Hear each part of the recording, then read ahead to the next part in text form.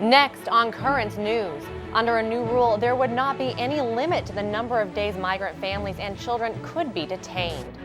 Cardinal George Pell is remaining in a prison tonight. An Australian appeals court upheld his conviction. A Brooklyn funeral home turns to a therapy dog to help grieving families. I'm Tim Harfman. I'll have the story coming up. Plus, parishioners at a church in Canada think they're witnessing a miracle, and they're live streaming it on Facebook. The news starts right now.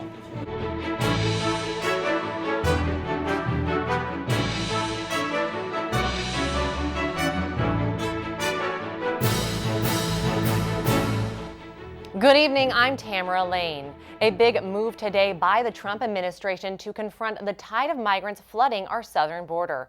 The White House announcing that from now on, undocumented families can be held in custody indefinitely. That's supposed to end the so-called catch and release approach that's been in place. Whitney Wild reports the latest from Washington.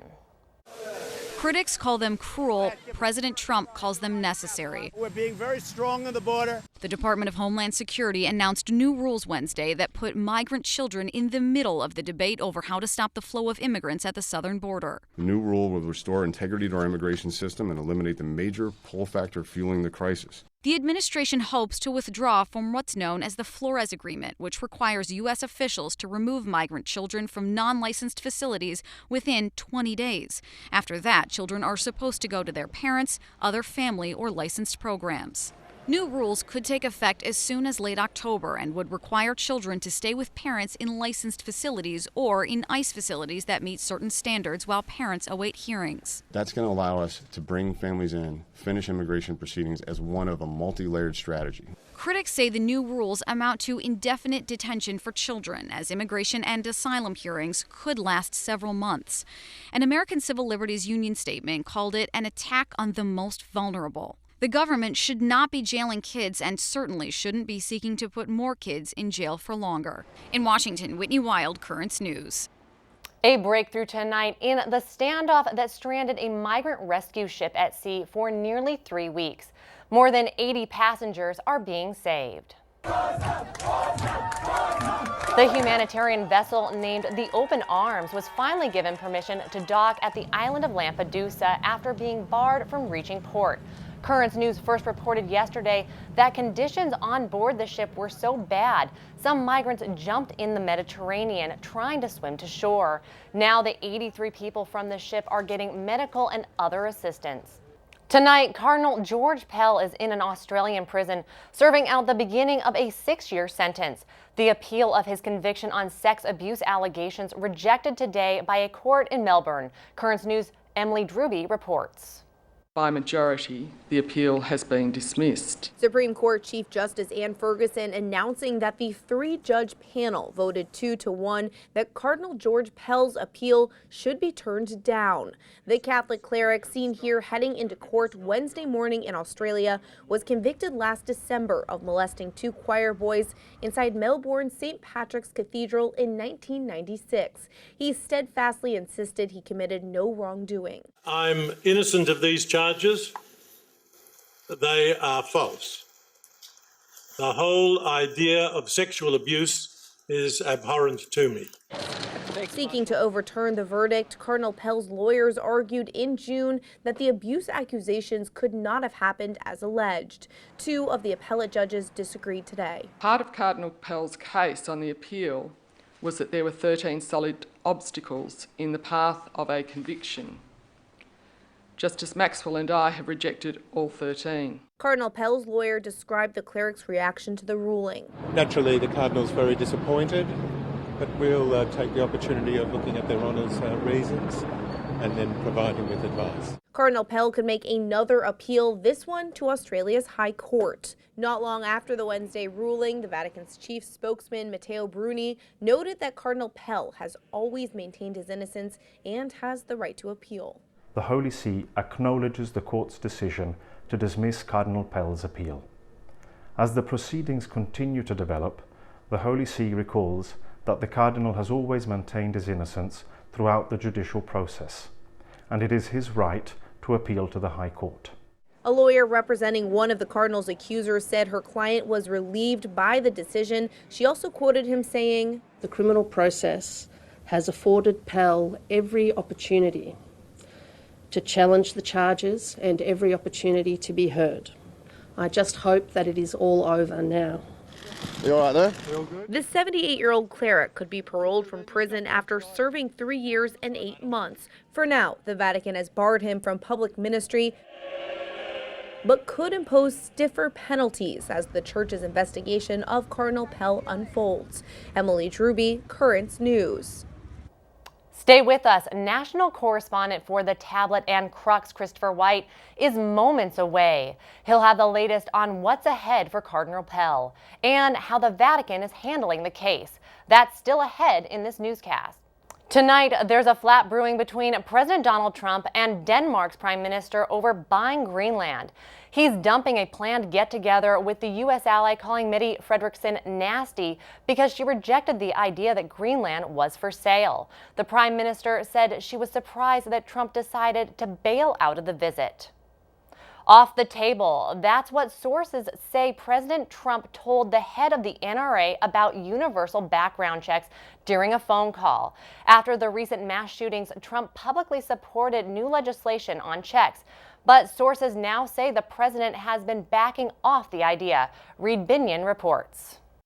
A lot of the people that put me where I am are strong believers in the Second Amendment. President Trump again broaching the topic of gun control Tuesday, amid indications that he may be backing off the idea of tightening background check requirements. A source familiar with a call between Trump and NRA Chief Wayne LaPierre says Trump told LaPierre universal background checks are, quote, off the table. LaPierre confirmed the conversation on Twitter, but a White House official earlier denied Trump closed the door on universal background checks. However, the president did appear to distance himself from the idea of stemming gun violence with tighter regulations. I have to tell you that it is a mental problem, and I've said it 100 times. It's not the gun that pulls the trigger, it's the person that pulls the trigger. He also embraced a frequent NRA argument against tougher gun laws. They call it the slippery slope.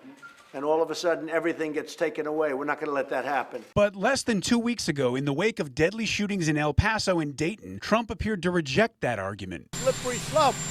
They think you approve one thing, and that leads to a lot of bad things. I don't agree with that. A source says the focus now is overhauling the background check process, with an emphasis on passing so-called red flag laws, allowing temporary removal of guns from people in crisis. I'm Reed Binion reporting.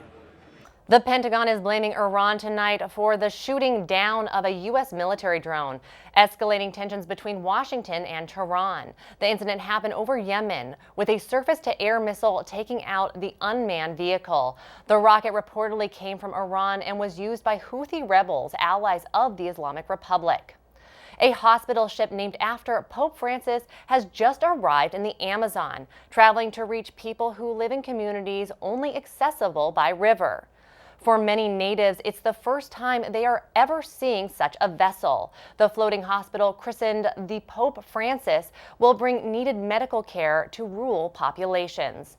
It's staffed by 20 medical volunteers and 10 crew members. Today at the Vatican, the Holy Father told his security detail to stand down. A young girl was approaching the steps where he was sitting. Pope Francis not only let her stay, he asked the pilgrims to pray for her. Sean Richardson has the story. Pope Francis continued his catechesis on the Acts of the Apostles. On this occasion, he focused on the early Christian communities, who not only celebrated together, but also shared their material goods. For this reason, the Pope encouraged everyone to be generous, a sign that conversion has touched the heart. Ma quel segnale che il tuo cuore si è convertito quando la conversione arriva alle tasche. Cioè, lì è dove si vede se uno è generoso con gli altri, se uno aiuta i più deboli, ai più poveri, quando ti tocca il proprio interesse. Quando la conversione arriva lì, stai sicuro che è una vera conversione. While continuing his catechesis, Pope Francis was briefly interrupted. This girl ran up the stairs to meet him. Lasciala tranquilla, Dio parla per I bambini, lasciala. Quella modalità cristiana. The bond between these early Christian communities was so strong that they shared their material goods with the poorest. For this reason, the Pope stressed that to be a Christian is to be co-responsible for one another. Pope Francis invited pilgrims to follow the example of these early Christian communities and also warned of the consequences of doing the opposite. Una vita impostata solo sul trarre profitto e vantaggio dalle situazioni a scapito degli altri provoca inevitabilmente la morte interiore. E quante persone si dicono vicini alla Chiesa, amici dei preti, dei vescovi, e soltanto cercano il loro interesse. Queste sono le ipocrisie che distruggono la Chiesa. Before the end of the audience, the Pope wanted to refer to the girl who had interrupted him. He asked everyone to pray for her and her family, and every time they see a sick person. He also said when he saw this little girl during the audience, he immediately prayed that God would heal and protect her. In Rome, Sean Richardson, Currents News. The young girl is a 10-year-old child with autism from Naples, Italy. Her pink t-shirt had one word on the front: love.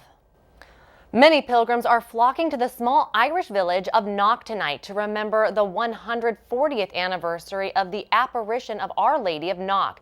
That's when believers say the Blessed Mother, joined by St. Joseph and St. John the Baptist, miraculously appeared before a lamb on an altar. The appearance was a great consolation to those who suffered through the terrible famines and extreme hardships in Ireland's history. There's a lot more news headed your way. What's next for Cardinal George Pell? Will he be laicized? We sit down with the national correspondent for the Tablet and Crux, Christopher White, for analysis. A family-run funeral home is adding another staff member, but this one has 4 legs. Meet Fiona, a grief therapy dog. Parishioners at a church in Canada are witnessing an unusual occurrence, and they're calling it a miracle. Streams of liquid are coming from an image of the Virgin Mary. Do you have a story idea or want to share a tip? Email us at newstips@desalesmedia.org or call our 24-hour number 718-517-3122. We'll be right back.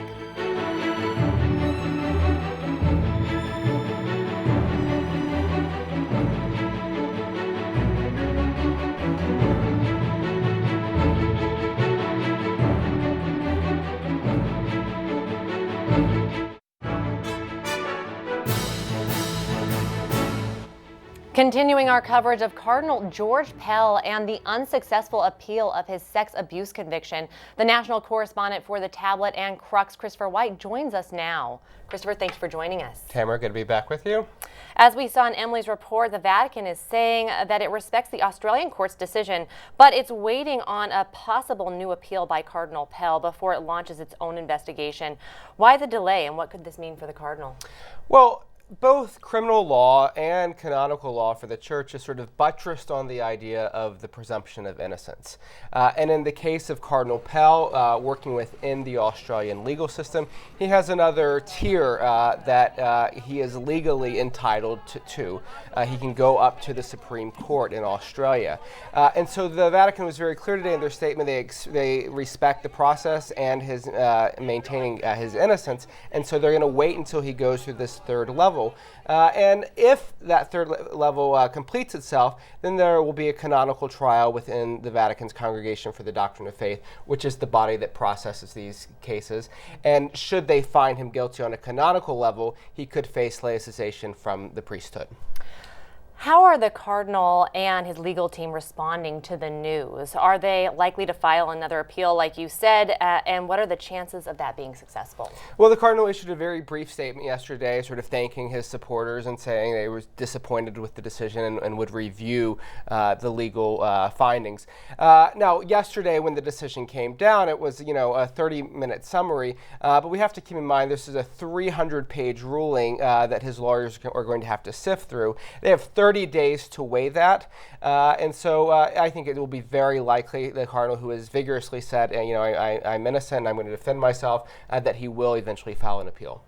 Now, he's still a member of the College of Cardinals. Why hasn't he been stripped of his red hat, which happened to Theodore McCarrick, for example, and the now disgraced former Archbishop of Washington? Right. So in the McCarrick situation, there was no criminal trial that was ongoing. The statute of limitations had been passed here. And so with McCarrick, the Vatican could immediately proceed to the canonical process. That is not the case with Pell, where they have to wait for the criminal cases to play itself out, and so the Vatican doesn't want to get ahead of themselves. How are Catholics in Australia and the U.S. responding to this? Well, in some senses, actually, this is falling along somewhat ideological lines here. George Pell was a hero to many conservative Catholics, and they've been very sort of strong in defending him. And in the same way that he was a hero to conservative Catholics for more progressive Catholics, both in Australia and in the U.S., he often would antagonize them, and so they're more inclined to believe his guilt here. So in many respects, this is a rendering a judgment of Pell's personality rather than the facts of the case. Christopher White, national correspondent for The Tablet and Crux, thank you so much for joining us today. Thanks, Tamara. The search is intensifying tonight for 2 missing firefighters who went out to sea off the coast of Florida and never returned. Authorities are ramping up their efforts, asking personal boaters as far away as Georgia to assist in the search. One of the wives of the missing men is thanking people for their efforts. We cannot express the gratitude from the bottom of our hearts that these operations, that these agencies have given. From fire departments up and down the coast, it brings me such renewed strength to go down there and see the operation itself. According to officials, the next 24 hours are the most crucial. They are considering the search still very much a rescue effort. A family-run funeral home in Brooklyn is providing a special resource for people trying to cope with the loss of loved ones. Currents News' Tim Harfman has the story from Marine Park. For Nora Pavone, every day is Bring Your Dog to Work Day at Brooklyn's Marine Park Funeral Home. I saw other therapy dogs, interacting with people at nursing homes, hospitals, even schools, and I just felt that it was kind of missing in the 5 boroughs in the funeral industry. Meet Fiona, the service dog.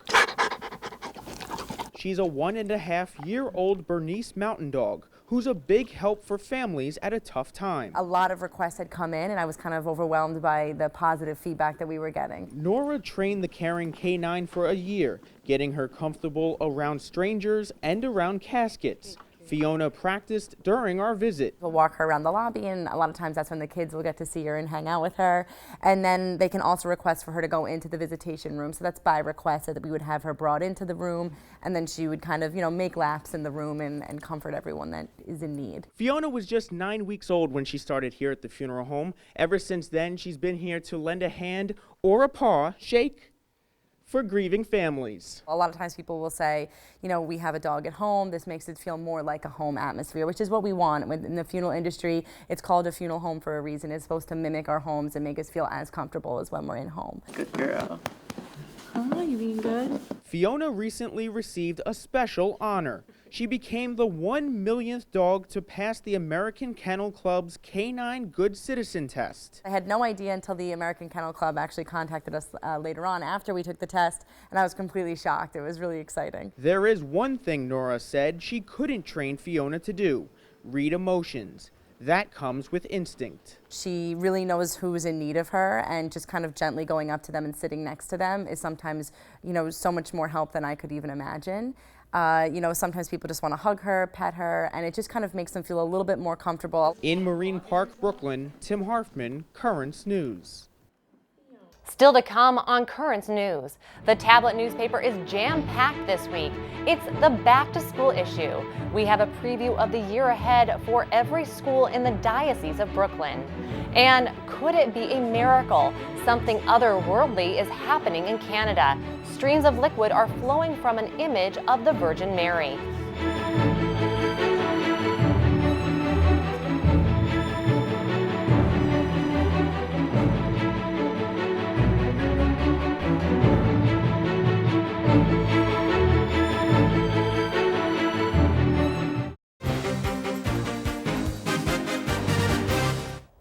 You've got to pick up a copy of this week's tablet, especially if you have school kids at home. The newspaper is jam-packed with information you can use. It's the back-to-school issue. There's also a great article about how religious New York City is, if you know where to look. Editor-in-Chief Jorge Dominguez is here to tell us all about it. Jorge, thank you so much for joining us. Thank you, Tamara.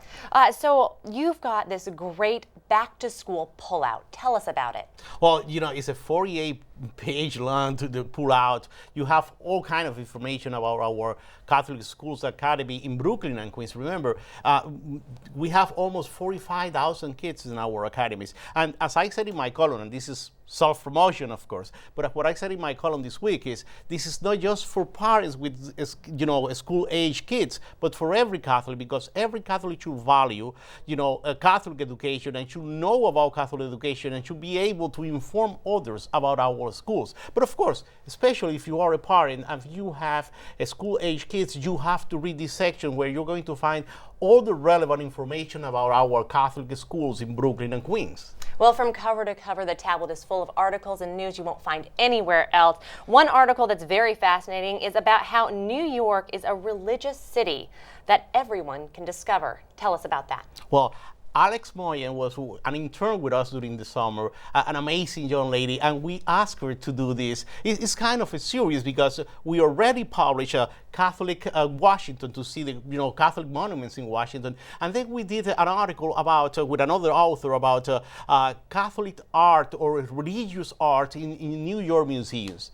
This time, Alex did a wonderful job finding Catholic or religious monuments around the city in New York, Brooklyn, Queens, you know, all around the city. So if you can see a Catholic New York if you really know where to look, and that's what you're going to find in our central pages this week. Jorge Dominguez, editor-in-chief of The Tablet, thank you so much for being with us. Thank you for having me, Tamara. The Tablet needs your support to ensure that Catholic journalism will thrive well into the future. You can do so by subscribing to The Tablet so that it comes right to your mailbox. You'll save up to 55% by having it delivered to your home versus paying for it at church. Go to the website thetablet.org/home55 or call 877-883-8356.